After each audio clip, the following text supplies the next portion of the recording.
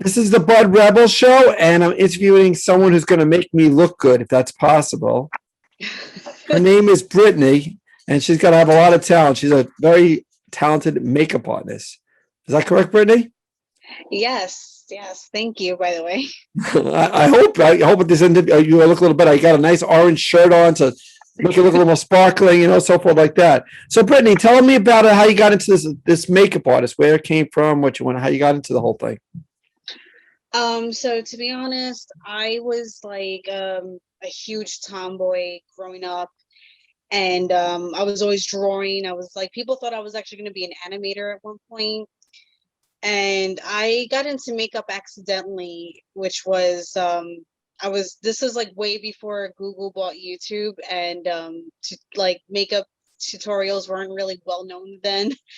And I stumbled upon a video accidentally, and I thought it was like kind of interesting. I've never wore makeup at the time. I was like 17 years old, and I just started playing, like testing some stuff out, and little by little I started like exploring the fashion world, doing makeup for fat photo shoots and little small things. And I stumbled upon a film that was hiring for makeup artists, and it was the coolest thing. And I loved the whole environment of doing makeup for film more than I did for fashion stuff.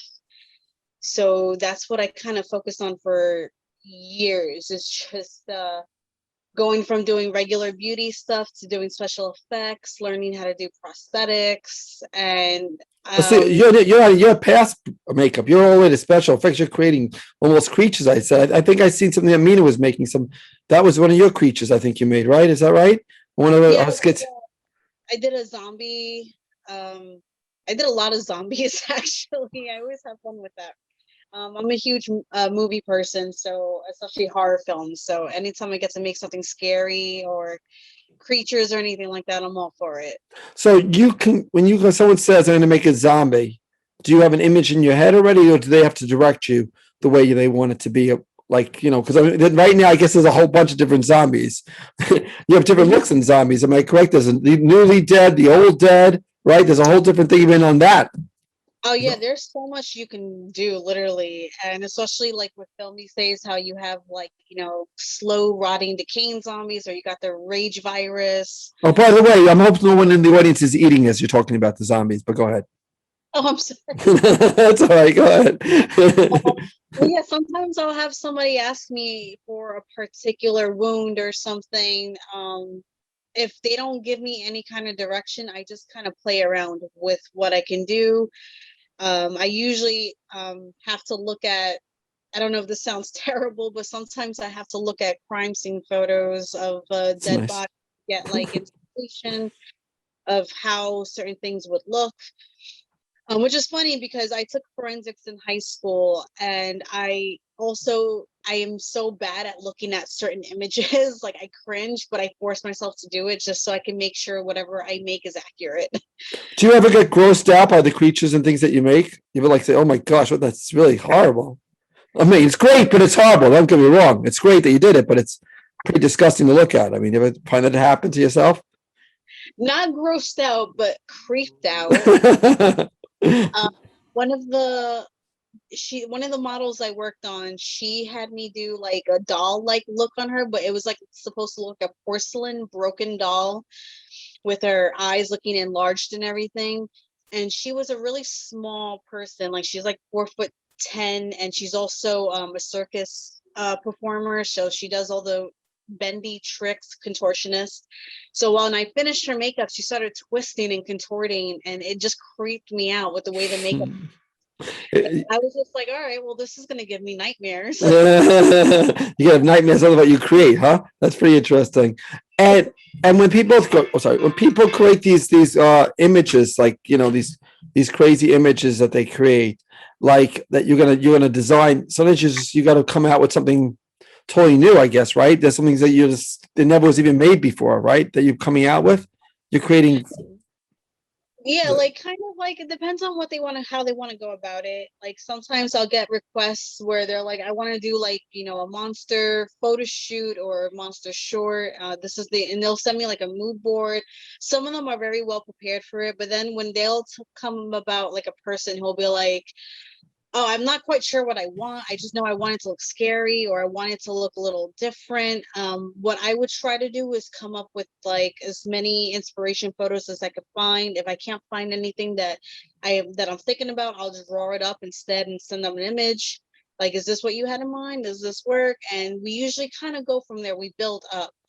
Um, I also have I have my really big kit and I have a lot of local models that I worked with. So I could always have somebody come over and model for me real quick and I'll do a test on them and send them a picture, which is super helpful a lot of the times that I could just kind of work like that. It just kind of gets a little hard because I do have children. Oh, wow. Work around that. Yes. No question now this is politically incorrect to some degree. Can you make somebody good looking that looks really ugly and vice versa? Is that possible? Or does that require more than makeup? Have you ever seen that? It's a hard question to answer. Get in trouble with that one. I've had to disfigure very attractive people before for That's easy. I'm talking about the other way. I'm talking about the ones that want that. I've had people come up to me and to them, they don't think of themselves as attractive. Sometimes I disagree and I'm like, no, I think we just need to enhance something or, just work on a particular part of their face to bring it out. So everyone has a strong feature. And I could honestly say for the past at least 15 years, I've never had an unhappy person leave my chair.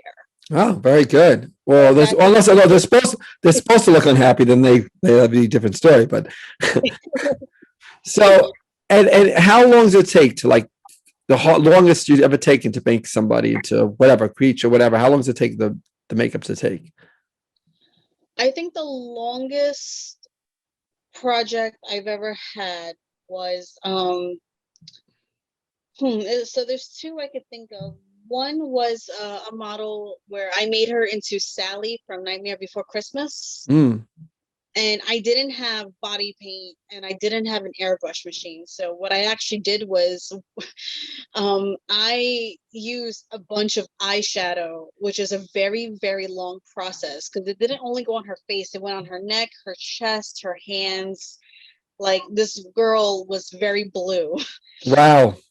And that took, I remember, I think we watched a movie while I was working on her. So I had a movie playing and the movie was nearly over. It was like a 2.5 hour movie that was nearly over by the time I finished. And another one is I worked on a short film that I actually wrote and directed myself. And I had to make my friend into like a dead body. And that took a while because I made it look like her rib cage was exposed, her neck was like exposed, like the spine, and it's beautiful, just beautiful.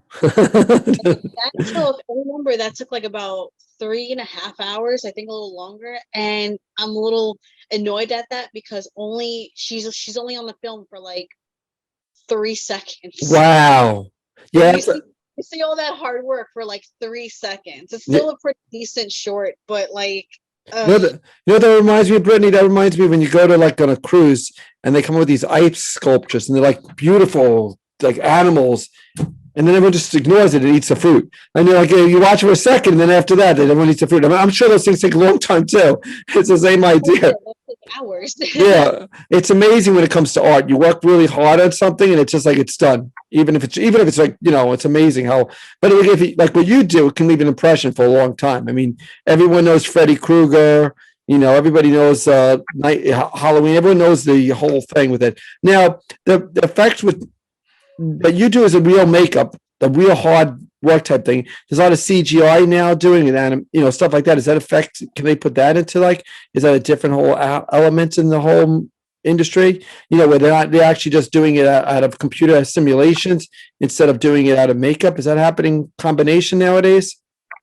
Yeah, they kind of do. I noticed a lot of films have been doing that most of the look on the person is CGI, and I'm not saying this to sound biased, but a lot of the times they do that, and I feel like, unless it's not always necessary to have the CGI there. Like if you want to CGI like the eyes to make the eyes do something, like the pupils or whatever, like that's fine. But like an example is, I found out that in I don't know if you know Guardians of the Galaxy. Sure. Yeah, the character Gamora was supposed to actually be CGI'd completely, and then they changed their decision to have a makeup artist make her green, give her the design, and I think that looks much better than what they would have done with CGI. And then you have the film Cats that came out recently that was all CGI, and it was absolutely terrifying. And they did a Broadway play with makeup, very talented makeup artists worked on the Broadway play, and I think that if they would have done that versus the CGI frightening nightmares, then that would have been a lot better. That's interesting because that was very controversial, the Cats movie, in the sense that they put so much money into it, supposedly. And yeah, people found those Cats characters really scary, like really weird scary. And I guess you're right. If they put that into what's the difference when you're looking at something, you're the professional. When you look at something like a CGI effect and a makeup effect, how do our visions, how do we see that as a viewer, the difference? So if you're not someone who like knows too much about makeup and you're just, you're there for the experience, you're watching, there's times I'm watching with my friends a movie or something, and if it's something that I like, it's like, oh, that's really awesome, I could tell how they did this. Or if it's CGI, it's like, oh, I could do that. Like, you can't help it. And there are times I'll even get a model over and I'll try to do what I saw, like either in a cartoon or an animated like a 3D animation or something like that. It's hard to explain if you don't really know much about the field. From what I've noticed, when I see people who watch movies where the characters are CGI, they don't really complain too much. If it looks weird, they'll comment on it. Mm-hmm. But the most that everyone I noticed that was a universal agreement that it was just plain weird was Cats. Yeah, I think they went overboard with that whole thing. That's they really went a little overboard in that. That's for sure. And if somebody wants to get into your business, what do you recommend what do you recommend they do? If they all of a sudden I wanted to be a makeup artist, how does that come about? How you just started working on things? I mean, is that basically it? Just start getting your hands wet, basically, or how does that whole thing work? So when I first started, there weren't as many tools to help as they are today. Like I got into the field in 2007, and that was before YouTube was a really big thing. It was still like a very small owned company, and so I had to work a little bit harder. So I think it's easier now. So for what I tell people for nowadays is, if you want to be a makeup artist, first things first, build a kit. Even if it's just small things, make sure you have the proper tools, at least like several sets of, like a small set of brushes or whatever products you need. Make sure you sanitize everything. Even before the pandemic happened, like that was always like a huge deal. Make sure everything's always sanitized and clean.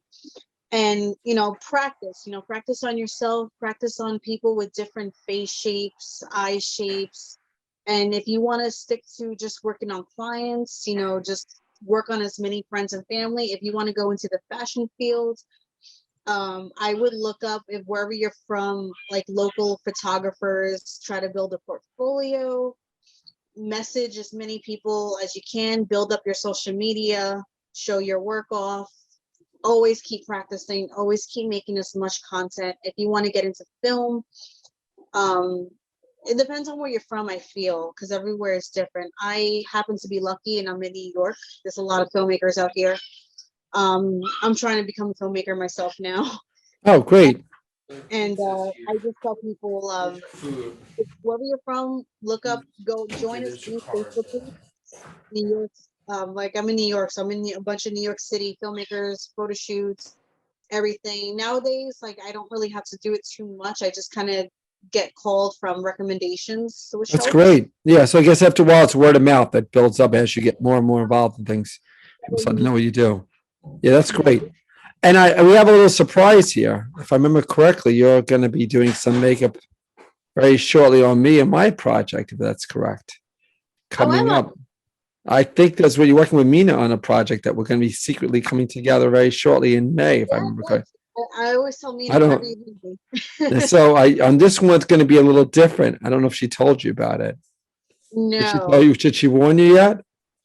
no, I didn't hear anything yet. Oh, well, I think it'll be very interesting. It's going to be a horror film, but you might be working on an animal to make that come dead, you might say, but it's already dead. Well, we'll tell you more about it. It's a little bit of a challenge. It's called Help, but we're really excited about having you as we help you develop the different artistic talent you might on something that doesn't move around, let's say. So you'll find a way to make it more exciting, you might say. And plus all the actors we have too. It should be a lot of fun. But it's coming up soon. We're really excited to have you on that. I think I don't know if you're excited about it. And anyway, 5 years from now, are you going to be now? Are you saying you want to be more of a filmmaker now, and you want to expand what you're doing as a whole? So, are you saying you have your own projects that you're working on now? So I had already made 3 short films. My first official one was done February, which is how I met Nina. And I did another one in March and then another one in April. And I have one that I'm planning for in July, and it's all horror. Oh wow! So all these short films is a big expense to make them, right? You're taking this gamble. Just want to get your name out there, I guess, right? Is that basically the whole philosophy behind making the shorts? Yeah, like so I have 3 full feature scripts already completed, but before I go on to film a full feature, I kind of want to build up my name a little bit. I want to get into the hand of working with the crew. The recent film I did, which was in March, which was in April, that was the biggest production I've ever worked on. Mina was the DP for that, and I was a little, I kind of got a little emotional. I was a little slightly not overwhelmed in a bad way, but to see like a huge crew, and I had my biggest cast. It was a cast of about 6.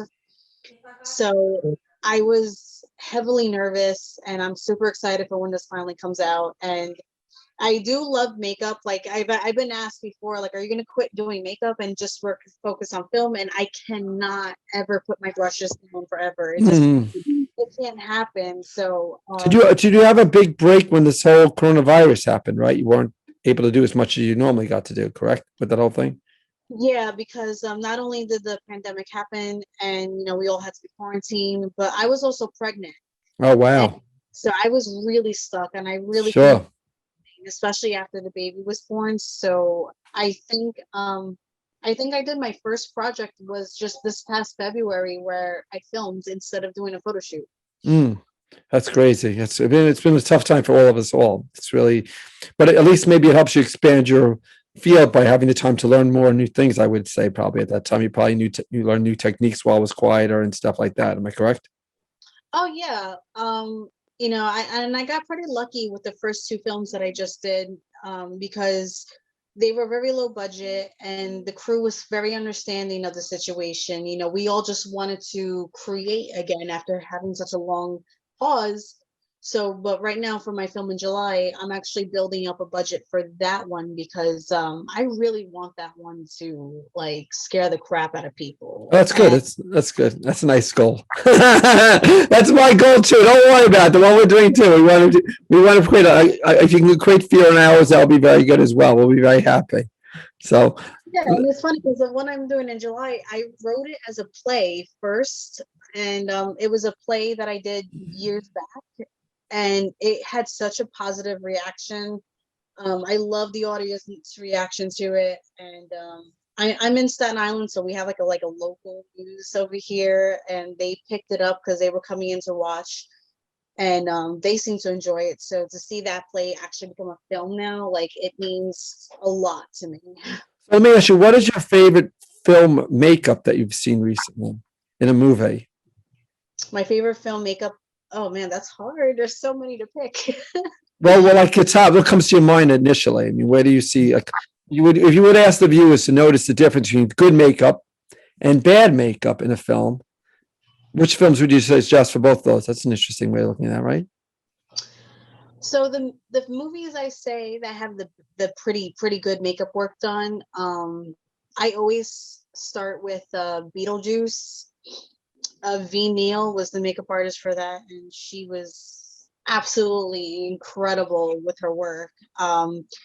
Anything that was done by George Romero, all the Day of the Dead films by him, where he had Tom Savini do the work, and absolutely amazing. A film with bad makeup, I would maybe say the first. I feel so bad saying this. Just say it. Come on. We don't know. I mean, for me, it's the first Evil Dead movie. It's not their fault. So Evil Dead is the worst one, and then you would say the best one. You'd say again is like Beetlejuice, like and all the original zombie movies. Yeah, Beetlejuice, and actually my favorite. It's my favorite horror film, and probably the very first horror film I've ever seen in my entire life. I wasn't supposed to see it. I was 5 years old. I snuck in to see it. Tales from the Crypt, Demon Night. No. Nice. I think the work that they did on the demons was insane. It's like I still watch it every year. Now, can you watch a movie that's a piece of crap, basically, but the makeup is so good you keep watching it? I'm sure I can. For B movies, like the cheesy slasher cringy movies, like they crack me up so much, and a lot of the time the quality's so bad, but I just can't help it. Watching the makeup. Oh yeah. So 5 years from now, Brittany, where are we going to see you? I'm honestly hoping to make a production company successful where I can have a team of crew, and which includes, I want to also kind of teach, like I used to teach acting, and I also want to teach makeup at the same time. So I want to build a crew, a team where we just work on films, produce content, and that's what I'm kind of hoping to do. That's like the dream right there. I'm just trying to figure it out. But I'm a huge movie lover. It's always been a dream of mine to make film, and I'm still not going to put my brushes down. I will probably still be doing makeup like for the rest of my life, and I am perfectly happy and content with that. Especially now that I'm licensed, so I can do it, and I can join a film union too if I wanted to. But I'm hoping 5 years from now I have a successful running production company, I hope. Yeah, the next Disney, who knows? Brittany, it's been a pleasure to speak to you. I want to wish you all the best. Thank you for joining us on the show. We can't wait to see you on the set very soon too. And Godspeed your continued success. Thank you for joining us, Brittany, and all the best. Thank you. Thank you for having me. Thank you.